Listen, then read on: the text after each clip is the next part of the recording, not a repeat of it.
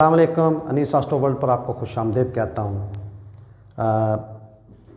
पिछले लेक्चर्स में मैंने आपको कैप्रिकॉर्न असेंडेंट चार्ट या मकर राशि कुंडली की उसमें जो लग्नेश हैं, जो पहले घर का मालिक है, सैटर्न शनि या जिसे ज़ोहल कहा जाता है, उसको पहले घर में और तमाम घरों में उसके रिजल्ट्स मैंने बताए। और मैंने आपको बताया था कि सैटर्न की, शोल की, ज़ोहल की या शनि की ये साधारण राशि, मकर राशि या कैप्रिकॉर्न ज़ोडिक हाउस जो होता है, ये सैटर्न का या ज़ोहल का या शनि का ये साधारण राशि है।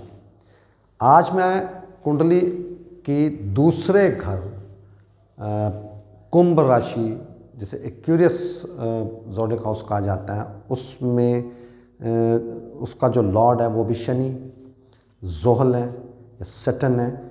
आज मैं उसको कुंडली के या जायचा में या चार्ट के तमाम घरों में वो क्या रिज़ल्ट देगा उसके बारे में बताता हूँ। ये तकरीबन वही रिज़ल्ट होंगे जो पिछले लेक्चर्स में पिछले लेक्चर में आपको मैंने बताया। दूसरे घर का मालिक शनि, इसमें एक चीज़ मैं आपको बता दूं कि यहाँ पर शनि या सैटर्न या ज़ोहल जिसे कहा जाता है वो अपनी मूल त्रिकोण राशि में मौजूद।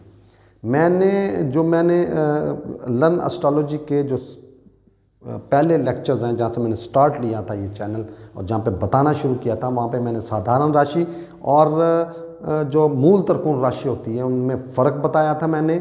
और हर गिरह की, जिसके भी दो राशियां हैं, दो ज़ोडिक हाउस हैं, दो बुर्ज हैं, उसमें से एक बुर्ज जो होता है या एक राशि जो होती है वो उसकी साधारण होती है और एक राशि या एक बुर्ज या एक ज़ोडिक हाउस उसका मूल त्रिकोण राशि होती है। और साधारण और मूल त्रिकोण में मूल त्रिकोण राशि उस गिरह, उस स्टार, उस सियारे की मजबूत तरीन राशि बुर्ज ज़ोडिक हाउस होता है। तो ये इस कुंडली में, इस जायचा में सैटर्न अगर दूसरे घर में मौजूद तो वो आउट क्लास हो गया, मूल त्रिकोण राशि में आ गया और यहाँ से डायरेक्टली अपने सुख के मामलात को देखा, अपनी वालदा, जाती रिहाइश और यहाँ से आपके प्रोफेशन को भी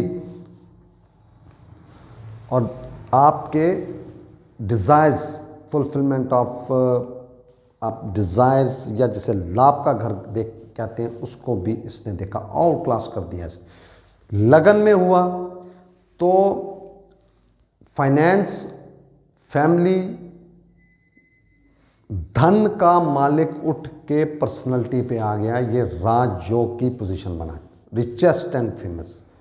मैं आने वाले लेक्चर में आपको राजयोग के बारे में भी इंशाल्लाह बताऊंगा, ये किस तरह बनते हैं, कैसे देखा जाता है और इनके रिजल्ट्स क्या होते हैं। अगर ये तीसरे घर में हुआ तो ये नाकस घरों में आ गया। ये त्रिशडाय का घर है। मैंने आपको त्रिशडाय के बारे में बताया हुआ अपने लेक्चर्स में कि कौन से घर होते हैं और इस घर में आए हुए स्टार्स का असरात क्या होते हैं, वो क्या फल देते हैं, क्या प्रेडिक्ट किया जा सकता है। तो ये यहाँ पर जिम्मेदारी बढ़ गई, मेहनत बढ़ गई, सफ़र बढ़ गए, बहुत ज़्यादा मेहनत करके अपना सर्वाइव करना पड़ता है। चौथे घर में ये नीच का हो गया। कुंडली का चौथा घर मेष राशि है, एरीज ज़ोडिक हाउस है या बुर्ज हमल में शनि, ज़ोहल या सैटर्न नीच का हो जाता है, मतलब फ़कीर बन जाता है। फ़कीर हालत में प्रोफेशन को देखा तो ये कभी भी ज़िंदगी में प्रोफेशन सेटल नहीं होने देता, इंसान को भगा के रखता है, मुतमईन नहीं होने देता, सेटिस्फाई नहीं होने देता। पांचवें घर में आ गया, त्रिकोण में आ गया और लगन का मालिक त्रिकोण में बहुत आउट क्लास रिजल्ट, बहुत ही आउट क्लास ज़बरदस्त हो गया। एजुकेटेड, बहुत ज़्यादा पढ़ी लिखी पर्सनैलिटी, अपनी बुद्धि को इस्तेमाल करने वाला, अपने फैमिली के लिए, ख़ास तौर पर अपनी औलाद के लिए, संतान के लिए बहुत आउट क्लास हो गया। यहाँ पे अपने लव रोमांस के लिए बहुत आउट क्लास हो गया और यहाँ पे डिज़ायर्स को देके अनसर्टन गेन्स भी हासिल करेगा। बहुत तरक्की करने वाला, एजुकेटेड और अपनी बुद्धि, अपनी अक्ल इस्तेमाल करके अपनी ज़िंदगी में आगे बढ़ने वाली पर्सनैलिटी। छठे घर में एक मरतबा फिर ये तर्केश घर भी और ये त्रिशडाई भी। तर्केश घर में बीमारियां बढ़ा दी, रोग बढ़ा दे, कर्जा लेना पड़ गया इसको। और ऐसी पर्सनैलिटी जो है वो जॉब के मामले में, नौकरी के मामले में नौकरी करती, ये बिज़नेस नहीं करते। अगर सैटर्न इस कुंडली में छठे घर में होगा तो ये अखराजात बढ़ेंगे, इल्ज़ाम तोहमत के मामलात हो जाएंगे। और यहाँ से तीसरे घर, आठवें घर को देखेगा, तीसरी नज़र से आठवें घर को देखेगा तो इंतहाई नाकस घर, सीक्रेट्स, एक्सीडेंटली होने वाले मामलात, उलझे हुए मामलात, स्ट्रगल के मामलात, इल्ज़ाम तोहमत, इस तरह के इल्ज़ामात वाली लाइफ पे मजबूर हो जाएगा। और एक मर्तबा फिर ये अपने तीसरे घर को देखेगा जो कुंडली का नाकस घर होता है, त्रिशिराई घर होता है। बहुत टफ लाइफ गुजारने वाली पर्सनैलिटी। चौथे घर में अच्छा हो गया, लेकिन पर्सनैलिटी के लिए अच्छा हो गया, शख्सियत के लिए अच्छा हो गया, यहाँ पर अपनी मिसिस के लिए अच्छा हो गया। अकेला सैटर्न अगर यहाँ पर बैठा हो तो ज्योतिष ये कहती है कि वो शादी कामयाब रहती है लड़ाई झगड़े होने के बावजूद भी। और यहाँ से एक चीज़ का नुकसान हो जाएगा कि उसको अपनी वालदा से दूर रहना पड़ेगा। अपने भाग्य के मामलात, उसके मुकद्दर के मामलात उसके अच्छे हो जाएंगे, क्योंकि ये त्रिकोण का मालिक या केंद्र का मालिक केंद्र में ही मौजूद, ये भी एक किस्म का राजयोग होता है। लेकिन जो फैमिली के मामलात होंगे, ख़ासतौर अपनी वालदा के मामलात, अपनी ज़ाती सवारी के मामलात, अपनी रिहाइश के मामलात में इसको बहुत स्ट्रगल करनी पड़ेगी। बहुत स्ट्रगल करने के बाद ये उस मुकाम तक पहुँचेगा। कुंडली के आठवें घर में ये सूरज का घर है, सिंह राशि है, बुर्ज असद है, और इसको लियो ज़ोडिक हाउस भी कहा जाता है। यहाँ पे सूरज अपने शत्रु या जिसे दुश्मन कहा जाता है या एनिमी कहा जाता है उसके घर में बैठ गया, और कुंडली का आठवां घर है, इंतहाई नाकस हो गया। एक्सीडेंटल या एक्सीडेंट होने के चांसेस बहुत ज़्यादा बढ़ जाते, बहुत चोटें लगती, बहुत ज़्यादा चोटें लगती। अपनी फैमिली के साथ, फैमिली को बुरा भला कहने वाला, फैमिली के साथ नहीं बनती इसकी, और एजुकेशन से दूर भागने वाला, अपनी औलाद के मामले में भी, बहुत संतान के मामले में भी, औलाद के मामले में ये कोई अच्छी पर्सनैलिटी नहीं होती। नौवें घर में, कुंडली के नौवें घर में हुआ एक मरतबा भाग्य के घर में, ये धन योग बन गया। धन योग भी बहुत ज़्यादा होते हैं, ये आने वाले लेक्चर्स में इंशाल्लाह ये भी बताऊंगा। धन योग किस पोजीशन का बहुत आला होता है और किस पोजीशन का हल्के असरा देता है। सैटर्न का नौवें घर में बैठना बहुत आउट क्लास हो गया।